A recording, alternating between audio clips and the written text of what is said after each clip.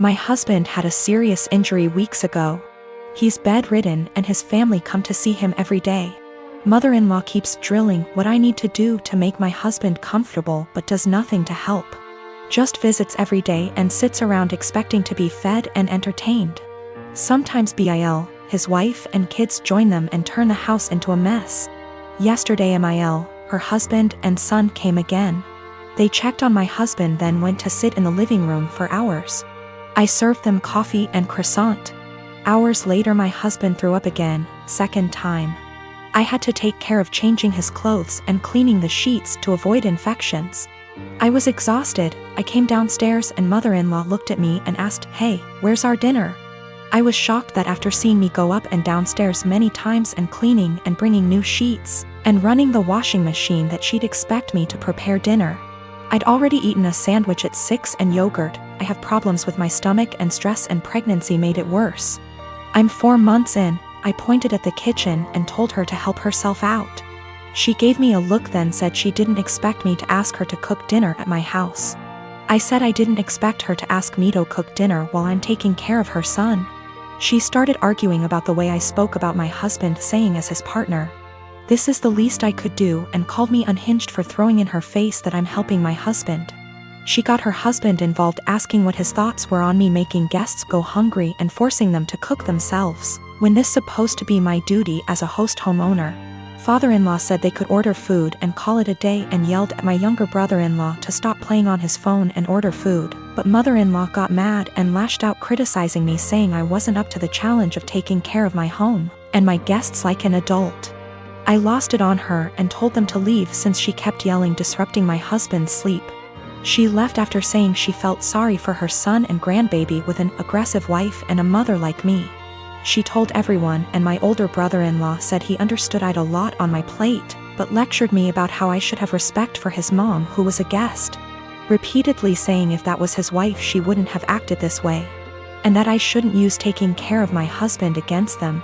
He asked me to apologize but I didn't. I live in a not so well-off area.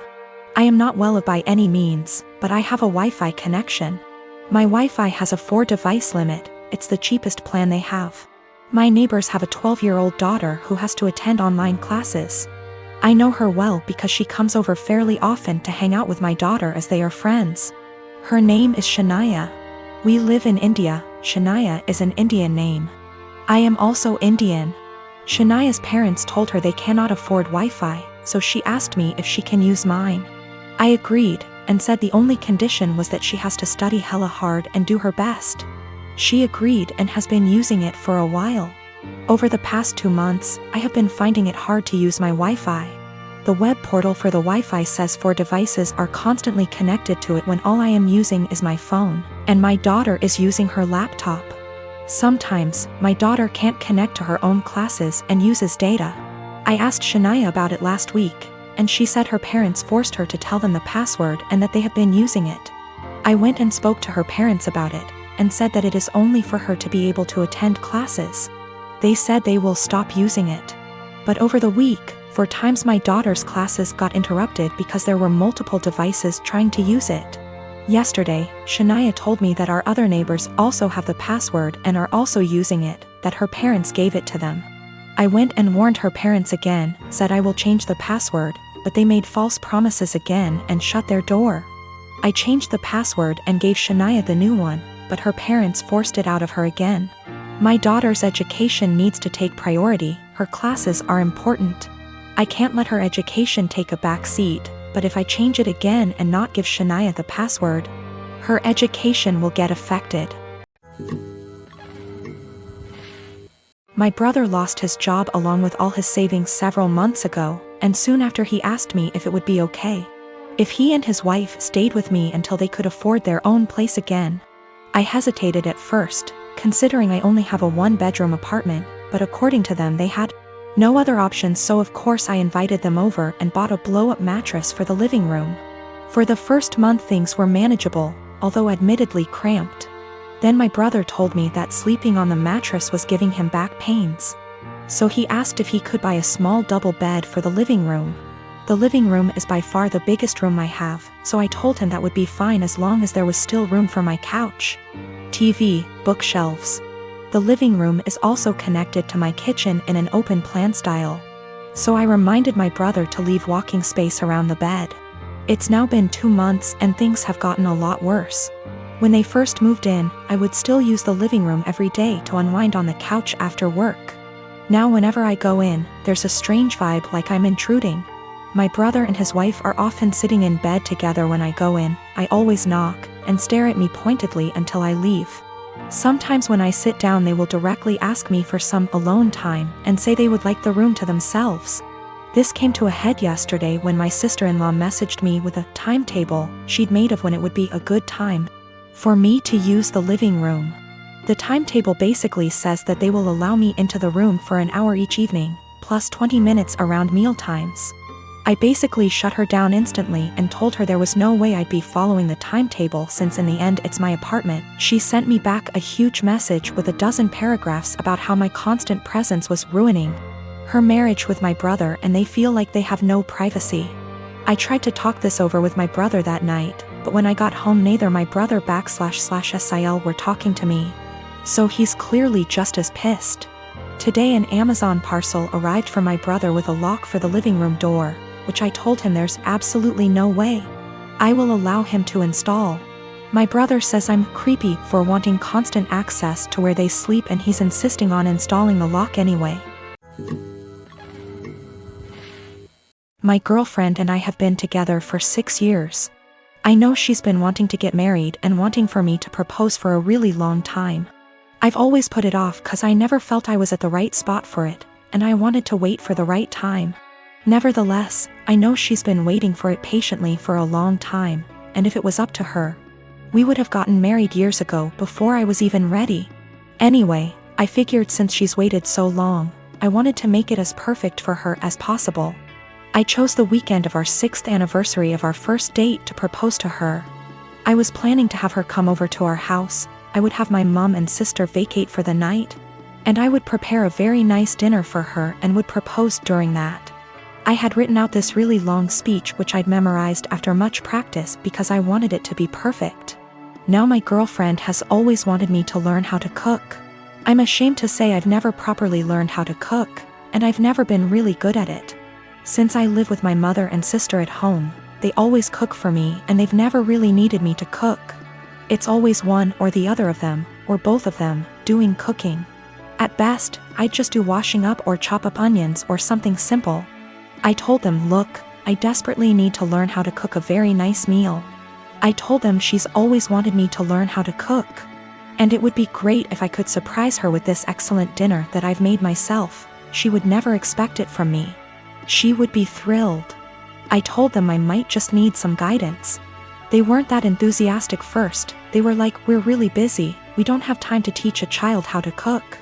I told them it's really important, and to help them understand the gravity of the situation. I told them I was proposing tonight. They both went crazy and excited, like, oh my god, have you bought a ring yet? I showed them the ring, and my sister went flipping crazy, screaming, crying tears. I told them I was probably going to ask for their opinion on it anyway. And they were really enthralled and so excited and happy for me. My sister was literally crying and breathing heavily. They asked for details and everything about how I was going to propose. I recited the long speech I'd memorized. They told me it was beautiful, they love it, she'll love it. Again my sister was crying even. I told them so this is why I need to cook tonight. She's always wanted me to learn to cook, and if I make a nice meal for her, I want to make our night as magical as possible. My sister was like, no way, if you cook, you'll it up. Just let us cook for you, and say you did it. I said, no, it has to be me, it has to be me. It's really important that I do it, I don't want to deceive her. We reached a compromise and they said we can do it together. My mom supervised, my sister will take charge. And I'll basically just follow instructions and help her out.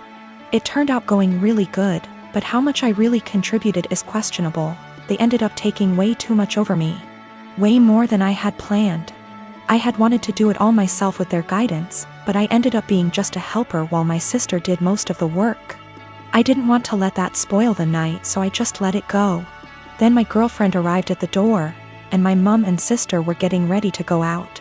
When they greeted her, my mom was acting cool, polite, very poker face about it, I guess 'cause she's a mature adult. My sister on the other hand was acting like a jittery little schoolgirl, just jumping out. It was really cringy and awkward to watch. She kept telling my girlfriend how beautiful she looked tonight, how excited she was for her, how we were perfect for each other. The way she was smiling and acting too excited really gave it all away. She said, "He's got something really special planned for you." I kept trying to push her out the door and telling her to shut up, but she just wouldn't, and she kept chatting to my girlfriend. I wanted to push her out, but my girlfriend told me I was being rude to her, and I should let the talk. I just sighed and knew it would end badly, but my sister kept being as unsubtle as possible. "I really wish I could be a fly on the wall here tonight, you are so lucky, if only you knew." My girlfriend was then, "Is he going to propose?" My sister didn't say yes, or no. She just gritted her teeth in a big smile like SND just started screaming and crying and hugging me, suffocating me. My mom was trying to pull my sister away, but she just started screaming, "Show her the ring! Show her the ring!" I told her to seriously shut up, and that my mom was clearly waiting for her, but she kept shouting, "Show her the ring!" I tried to explain to them that this really wasn't the way I had planned it. I wanted to do it when we were alone and I had a long speech planned. They both just wanted to see the ring. I said, "Can I at least say the speech?" My sister was like, "You should let him say it, it's a really beautiful speech." I started and I'd barely got 2 sentences in when she interrupted me and was like, "Actually it's 2 long, you can say it later, just show her the ring." I wanted to wait until we were alone so I could say the speech and then show the ring, but they were both literally screaming at me to show them. I told my sister she'd already seen it. She said she wanted to see it again, and my girlfriend told me I had to show it to her now. I showed them the ring again and they both started shouting and screaming. They literally both jumped on me and pinned me to the couch like a lion grappling a dying elephant, and ripped the ring from my hand like a lion tearing meat from its prey. I told them to get off, they were suffocating me. But they were both literally hugging me to death while screaming like hyenas into my ears. It was like WWE or something, it was unreal. I tried to pull away, but they were both just hugging and kissing me and screaming into my ears, clawing at me and the ring like rabid animals, squeezing and suffocating me. My mother did nothing to help. She just stood there laughing as I went down. I realized they were mainly interested in the ring, so I let them have it and crawled away to the side of the couch where I could breathe properly. I felt the evening was ruined already. I had nearly just been clawed to death. I didn't know if my clothes were ripped. My hair was completely messed up. I had both their lipsticks smudged on my face from their dual hyena attack. And my clothes were a complete mess now. It was an infuriating mess of a situation and I felt gross. I just sat quietly there for at least 2 hours while my mother, girlfriend, and sister sat together looking at the ring, talking and chatting amongst themselves and acting like I wasn't there. The entire evening was ruined. My mom and sister were meant to be going out for the night. They didn't even leave once and were there the entire time. The food that I had made was getting cold. I told them dinner was getting cold. They all said they weren't hungry and just sat there looking at the ring, obsessing over it like they are Gollum or something. Me, the boyfriend, the groom, may have as well been invisible. They were all completely ignoring me, pretending like I wasn't there. I had planned this perfect evening between my girlfriend and I where I could propose. I'd been preparing it for such a long time. It was completely hijacked by my mother and sister. My sister spoiled it and didn't even feel bad about it. Worst of all, my girlfriend didn't even seem to mind. I told her this wasn't the evening I had in mind. She didn't care. She was too excited about the fact we're finally engaged. I didn't even get a chance to say my speech. She was like, "Don't worry, you can say it tomorrow. I'm too tired now." It really hurt my feelings. I don't think she understood how sad that made me feel. My girlfriend didn't even seem to care that it wasn't even really me who proposed to her, and the way my sister was acting, you'd think like she was the one getting married. This entire evening I'd planned out for so long. I'd been entirely cut out of it. Sidelined. Reduced to a spectator. After we finally did have the dinner, I asked my girlfriend if we could spend some time together in bed before she goes back home for the night. She was like, "We can't. Your mom and sister are here. We can't just leave them." I told her they weren't even meant to be here. They were meant to have gone out tonight, and they both were like, "Yeah, go upstairs. Don't worry about us." I told her she really shouldn't worry about them. We should both just go upstairs and spend some time together. She was like, "No. It would feel too weird and awkward." Well, that bad so much. I felt like the entire night was ruined. I'd barely gotten anything out of it. I didn't even spend any time with my girlfriend. My sister completely spoiled and ruined everything. The entire night was hijacked. I tried to explain to my girlfriend why everything that had happened, including her own behavior and acceptance of it, really bothered me.